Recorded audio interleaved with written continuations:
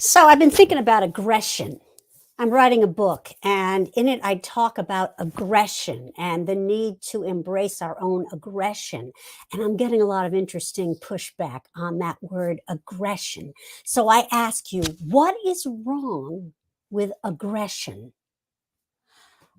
Before we explore that question, I want to introduce myself. I am Rati Gorfine, and my company is Creative Calling Coaching. And as the name implies, I work with creatives, creative professionals, particularly those who have a challenging time following through and finishing things because they feel pulled in 50 directions by life. So I help such people get their work out into the world so that they can get paid for doing what they love.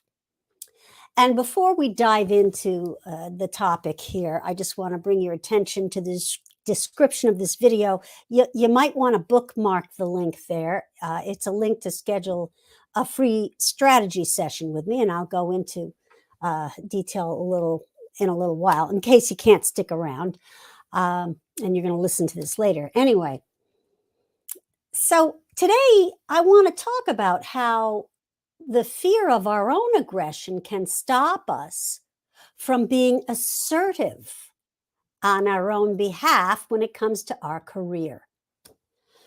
See, I think there is a distinction that needs to be made here. I spent a long time in psychoanalysis learning to accept my own aggression, the fact that I have it, and the fact that it is not bad. It is part of the human condition. We associate it with anger, we associate it with military invasion, being the aggressor. But on a more basic human level, I think it is what gets us to throw the spear. It gets us to hunt. It gets us to be seen and take charge of situations. It's an energy. Aggression really is an energy, and it doesn't have to be attached to anger. There's a difference between being run by your anger, not having good impulse control, and allowing yourself to feel your anger or feel your yearning or feel your passion and desire to cut through.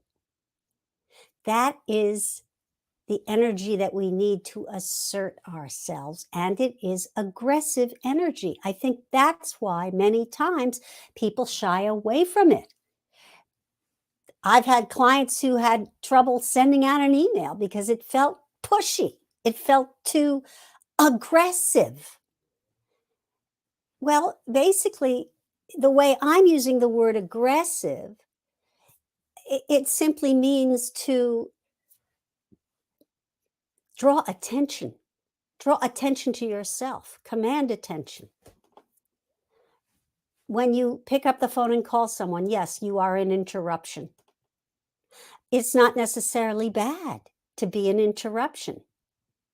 You could be changing someone's day for the better, right? In terms of being assertive on behalf of your creative career, there are probably hundreds of small acts of assertiveness. I'm going to be careful to use that word assertiveness that must be undertaken consistently, time and time again, over periods of weeks, months, and years in order to create the connections and breakthroughs you need to get your work seen. That assertiveness is fueled by a bit of aggression, a bit of, yes, this is going to happen. I am setting a boundary. That boundary is I will not be ignored. I will be heard. All right. And I think one of the things about our fear of being perceived as aggressive is that it's going to necessarily be a turnoff.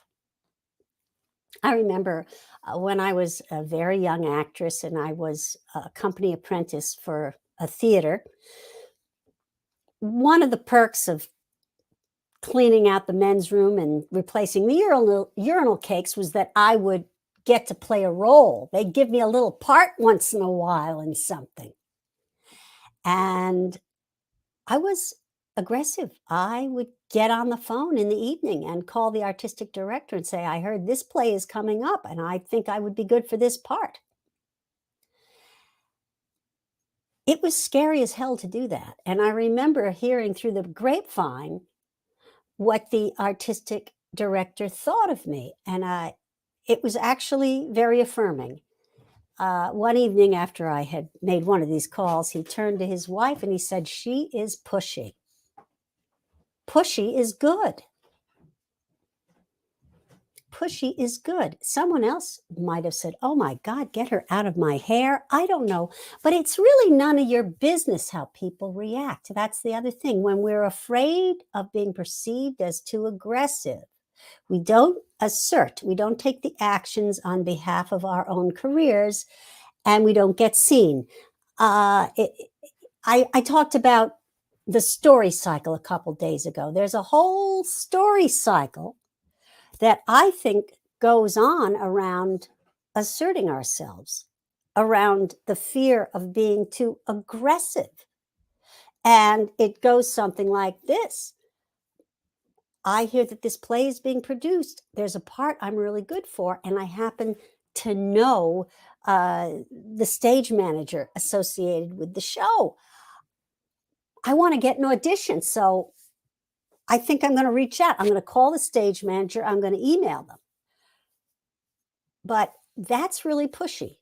I already owe them a favor. I don't know that I can do that. I feel they're going to think I'm really obnoxious. And so that story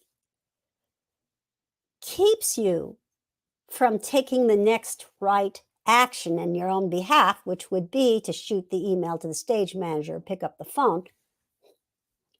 If you were to change that story to one where being aggressive wasn't a bad thing and said, wow, there's a part in this for me. So-and-so's the stage manager. I know she did me a solid once before.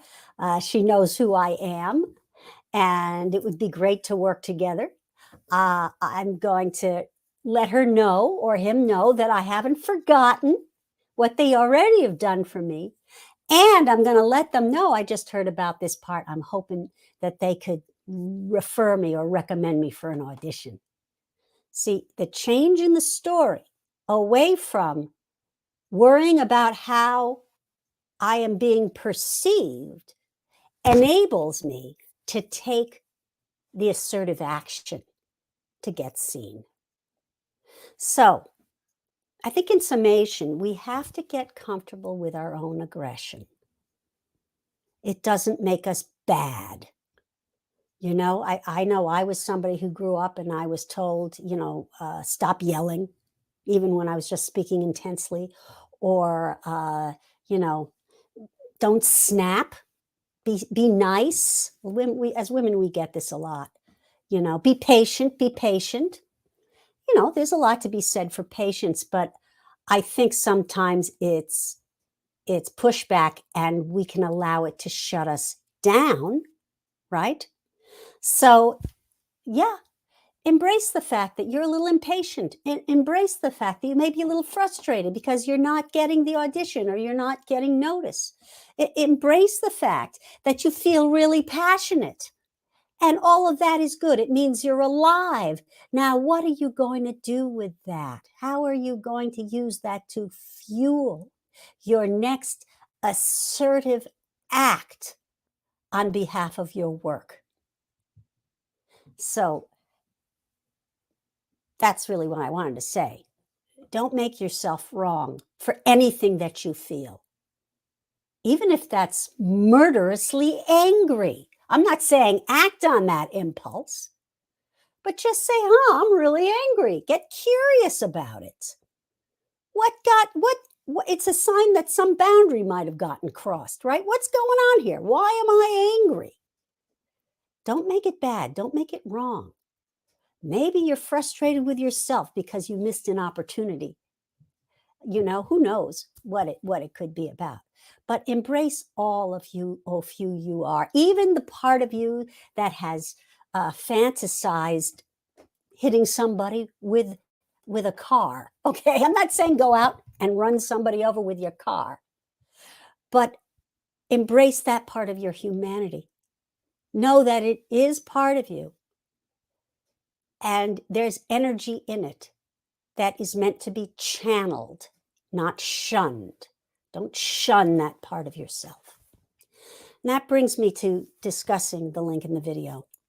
A lot of people come to me, and what they don't realize is they have all kinds of stories going on that keep them from being assertive on behalf of getting what they want in their lives, in their careers.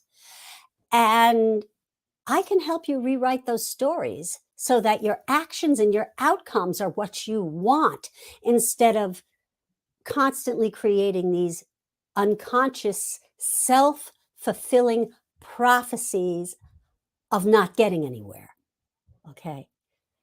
I suggest scheduling a time for us to talk, to see how I can help you get your voice out into the world. So I want to thank you for hanging in and listening today. I'm looking around, my eyes are wandering because I'm looking to see how long we've been talking, and it's over 10 minutes, and I don't want to keep you. I'm going to say farewell. Just if you think of someone who this would benefit, share it with them.